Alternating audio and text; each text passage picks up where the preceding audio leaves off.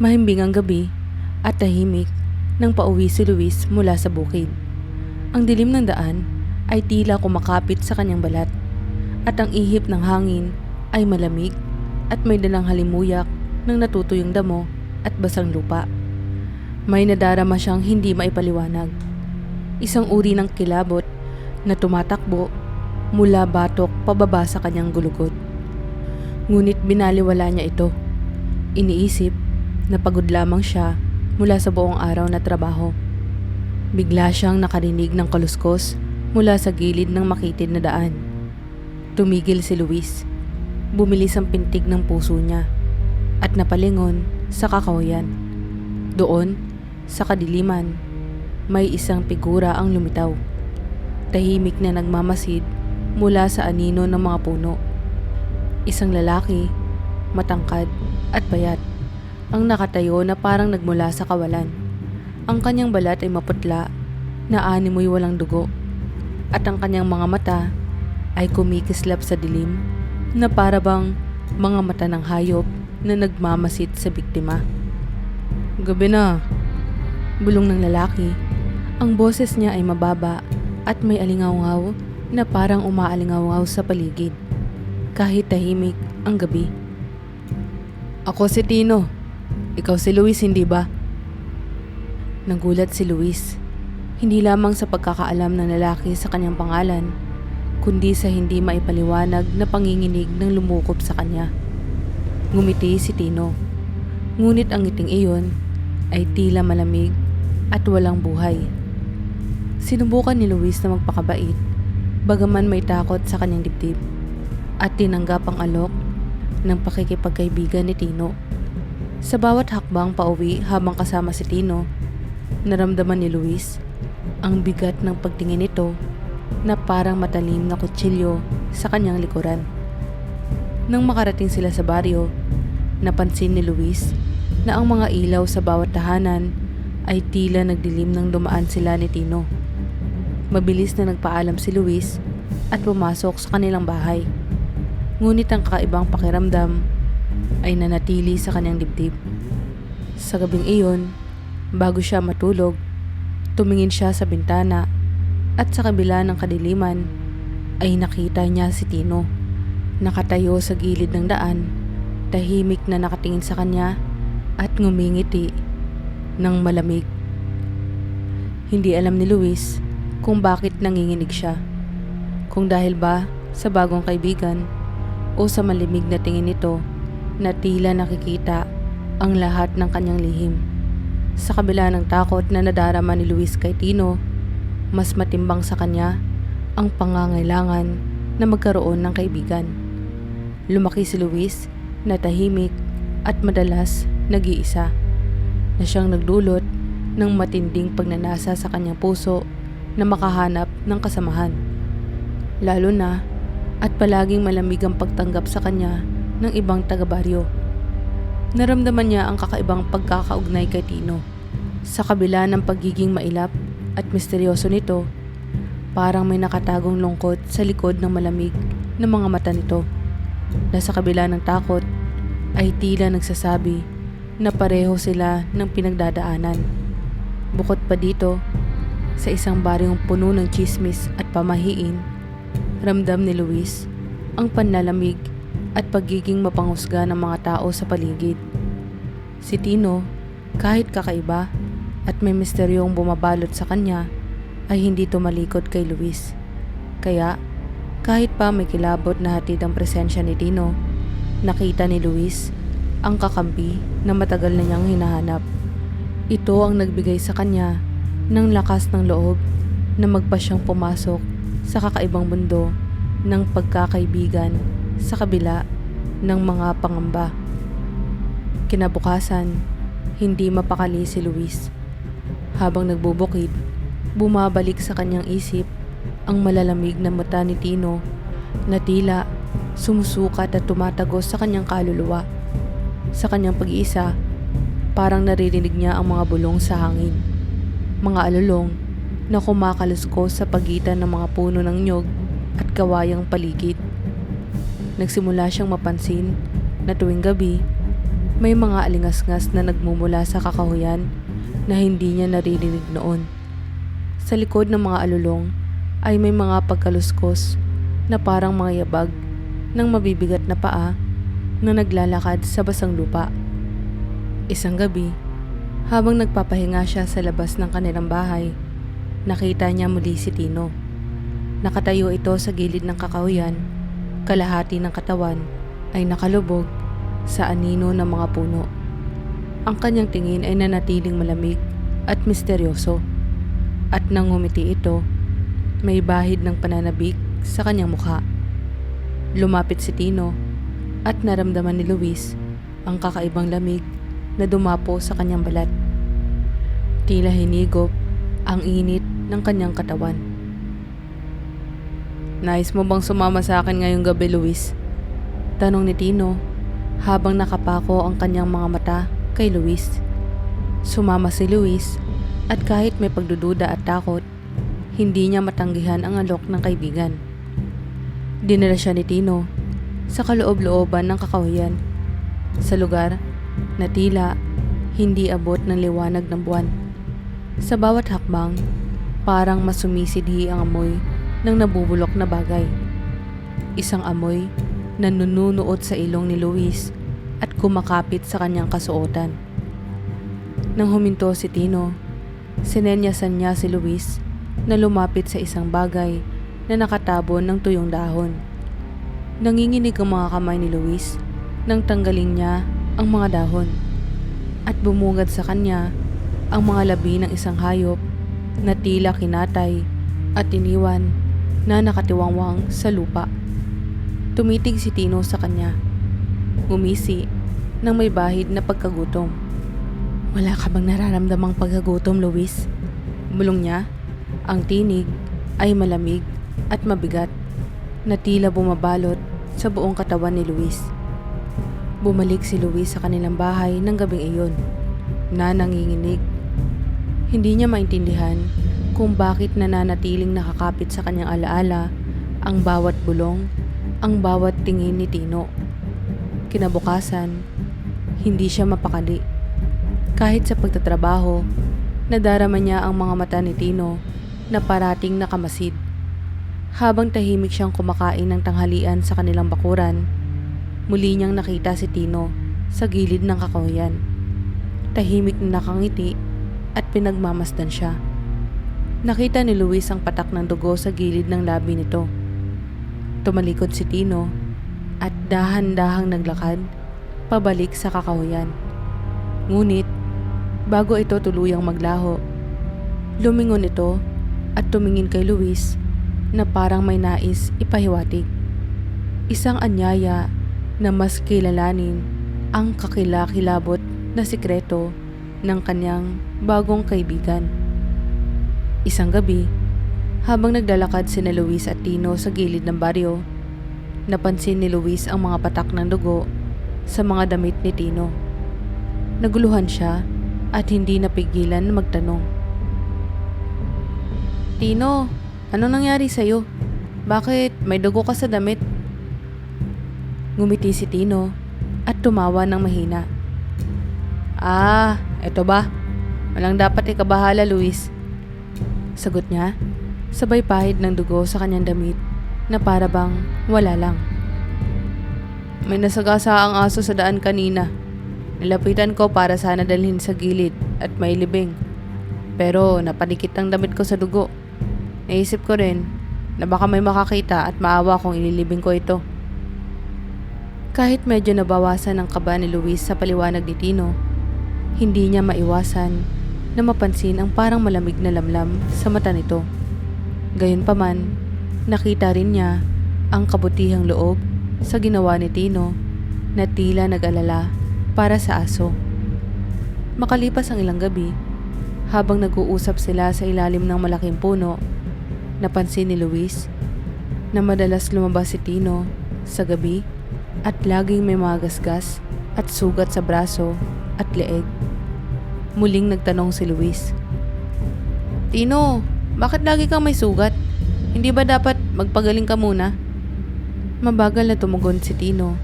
Malambing ang boses. Alam mo, Luis, may mga bagay sa gabi na masarap damhin. Yung lamig ng hangin, tahimik ang paligid. Mahilig akong maglakad sa kakahuyan kapag tahimik na ang lahat. Nakaka-relax. Pero minsan, may mga tinik, pati na rin sanga, na tumatama sa balat ko. Huwag kang mag-alala, sanay na ako. Ngumiti ito, at sa saglit na iyon, tila naging normal lang ang kakaibang pagkatao ni Tino sa mata ni Luis. Ang pagpapanggap ni Tino na mabait at maalalahanin ay nakatulong upang mas mapalapit sa kanya si Luis. Lumipas ang mga gabi at lalo pang naging matalik ang pagkakaibigan ni na Luis at Tino. Ngunit patuloy pa rin ang mga kakaibang kaganapan sa baryo. Mga alagang hayop na nawawala at ilang mga residente ang nagsasabi na may naririnig silang alulong sa kakahuyan tuwing madaling araw. Bagaman nagsisimula ng magduda si Luis, tinatalo ito ng kanyang pagtitiwala sa kaibigan at ang mga mabuting kilos ni Tino na tila bumabalot sa misteryo ng kanyang pagkatao. Isang gabi na malakas na ulan at kidlat, nakarinig si Luis ng sigaw mula sa kakahuyan. Nagising siya at mabilis na nagbihis. Agad na nagtungo sa pinagmumulan ng ingay. Sa kanyang pagdating sa kakahuyan, isang nakakakilabot na tanawin ang sumalubong sa kanya. Si Tino, nakaluhod at nakayuko sa isang kalansay ng hayop. Ginangat-ngat ang mga buto at laman nito na parang hayok na hayop.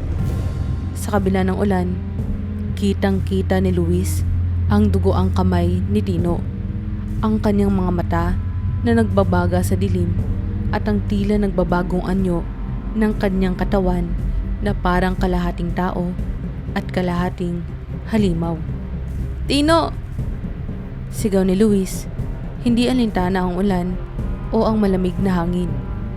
Hindi alam ni Luis kung matatakot o magagalit, ngunit ang takot sa dibdib ay parang lalong lumalalim sa bawat segundo. Unti-unting tumingala si Tino at nang makita si Luis, nagbago ang kanyang ekspresyon. Agad niyang binitawan ng buto at tumayo. Pinapahid ang dugo sa kanyang bibig. "Luis," sabi niya, malambing ang boses, ngunit may bahid na pagkaasiwang nakatago sa kanyang mga mata. "Huwag kang matakot. Ito ay bahagi lang ng pangangailangan ko. Hindi mo maintindihan." Hindi makapagsalita si Luis. Nanginginig sa harap ng kanyang kaibigan na tila nagiging iba. Ano ka ba talaga, Tino?" Tanong niya. Halos hindi na niya makontrol ang takot sa kanyang boses. Lumapit si Tino sa kanya, at ang bawat hakbang ay tila may bigat at lakas na nagmumula sa ilalim ng lupa. "Akala ko'y matatanggap po ang pagkatao ko, Luis. Isang kaibigan ang kailangan ko, pero mukhang hindi mo kaya ang tunay kong anyo." Ang tinig ni Tino ay tila humina. Tila ba nagpapanggap na malungkot ito at nanghihinayang. Ngunit ang kanyang mga mata ay nananatiling malamig. Hindi alam ni Luis kung tatakbo siya o hihintayin ang susunod na gagawin ng kaibigan. Ngunit bago pa siya makapagpasya, isang matalim na ngiti ang sumilay sa labi ni Tino. "Sa tuwing lalapit ka sa akin, lalo mo akong pinapalapit sa pagkatao mo, Luis. Lalo mo akong pinapapasok." Bigla niyang iniwan si Luis sa gitna ng kakahuyan. Mabilis na naglaho sa likod ng mga puno na parang anino lamang. Naiwang mag-isa si Luis. Nababasa sa ulan at nanginginig sa takot. Ang kanyang puso ay tumitibok ng malakas. At sa kanyang isipan, hindi niya maiwasang isipin kung ano ang ibig sabihin ni Tino. Kung ano ba ang ibig sabihin ng kanilang pagkakaibigan at kung gaano nakalalim ang misteryong bumabalot sa katauhan ng kanyang kaibigan. Pagkatapos ng gabing iyon, Hindi na muling nakita ni Luis si Tino. Hindi siya nagpakita sa baryo o sa mga kakahuyan na dati niyang pinupuntahan kasama si Luis. Sa kabila ng takot, nakaramdam si Luis ng pangungulila sa kaibigan. At halos araw-araw, naglalakas loob na maglakad patungo sa madilim na kakahuyan. Umaasa na muling makikita si Tino. Ngunit walang senyales na nagpakita siya. Ilang araw ang lumipas at nagsimula nang bumalik ang normal na takbo ng buhay ni Luis. Ngunit ang kanyang isip ay palaging naglalakbay pabalik sa misteryo ng kanyang nawawalang kaibigan. Sa kabila ng kanyang takot, may bahagi ng kanyang puso ang nagnais na maintindihan ang kakaibang relasyon nila ni Tino. Ngunit sa gabi, nang mag-isa na siya sa bahay, nagsimula siyang makaramdam ng isang malamig na presensya na parabang may nagmamasid sa kanya mula sa dilim. Isang gabi, habang nakahiga siya at nagbabasa ng dasal, naramdaman niya na may dumuduyan sa bintana. Isang mabigat na ingay ng pagkatok. Ngunit ang tunog ay tila nanggagaling hindi mula sa labas, kundi mula sa loob ng bahay. Biglang bumalik ang kanyang kaba at habang unti-unting lumingon, nakita niya ang anino ng isang tao na nakatayo sa dilim ng kanyang kwarto.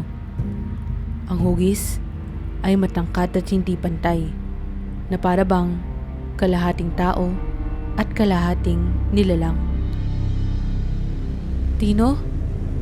Bulong ni Luis. Halos hindi siya makahinga sa takot. Isang mababang halakhak ang narinig niya. Malamig at puno ng kababawan. Ang figura sa dilim ay tila gumalaw. Dahan-dahan lumapit sa kanyang kama. Tumagilid si Luis, nanginginig sa bawat galaw ng anino. Ngunit nang tumapat ito sa liwanag ng buwan na tumatagos sa bintana, bumungad sa kanya ang nakakatakot na mukha ni Tino.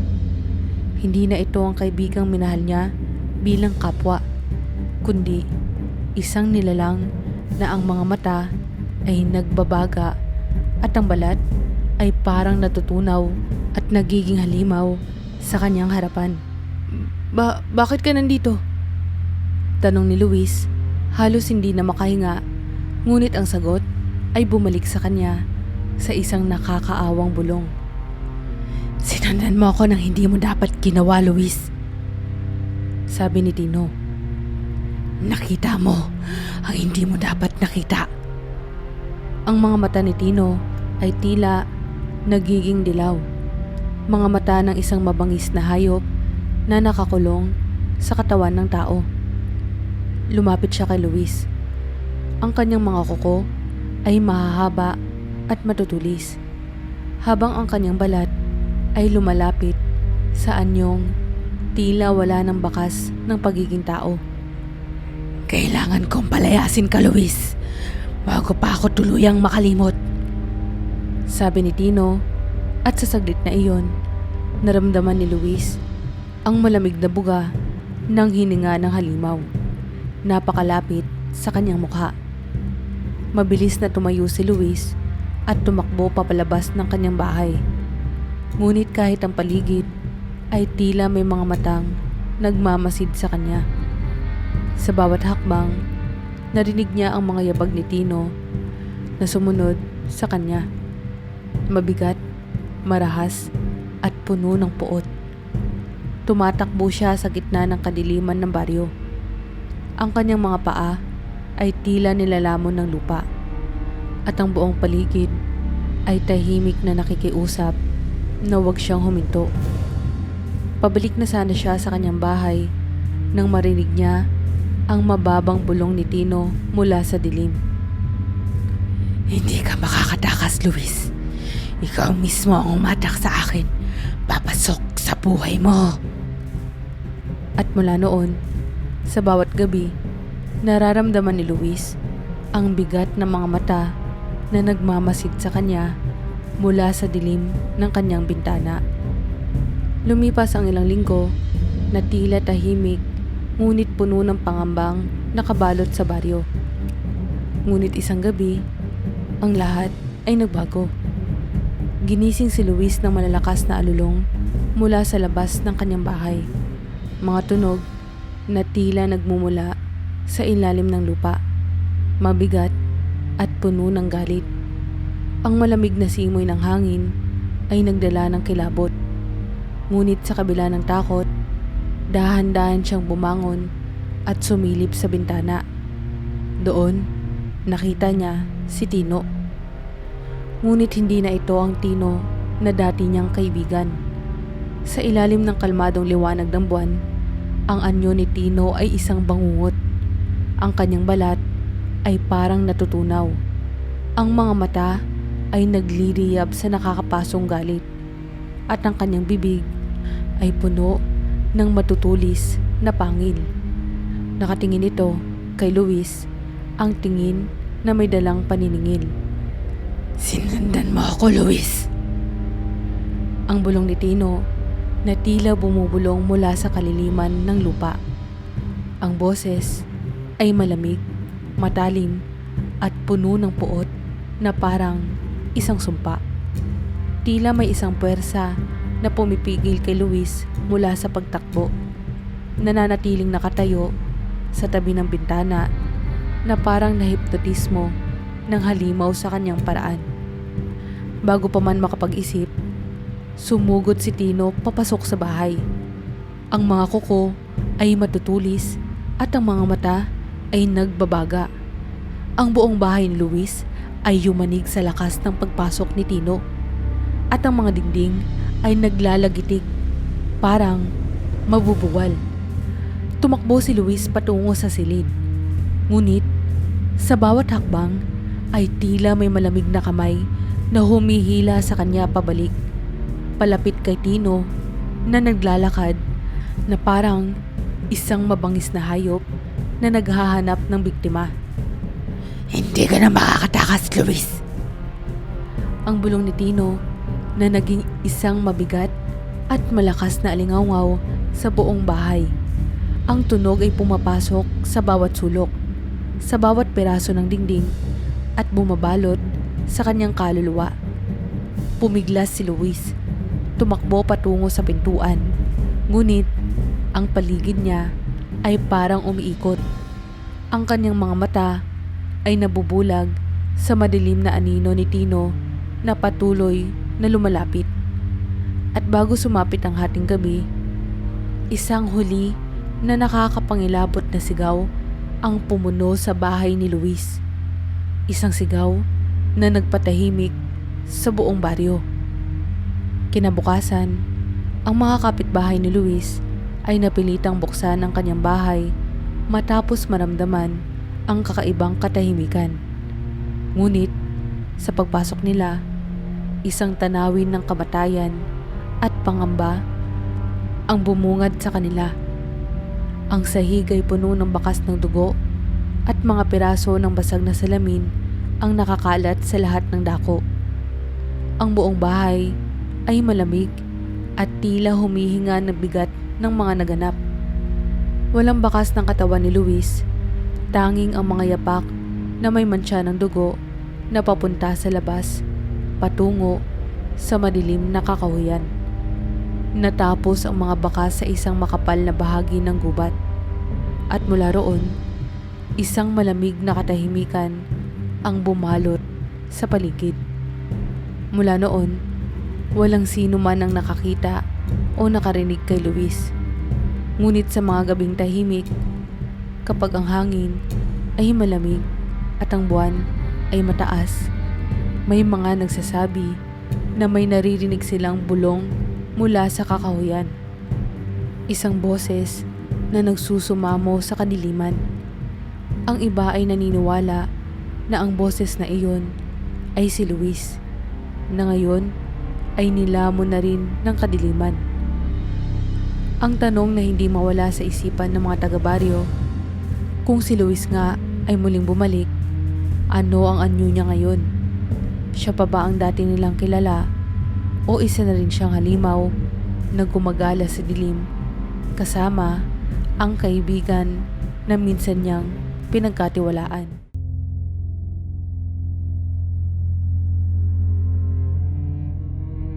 Kamusta po kayo? Ako po si Ma'am Luna.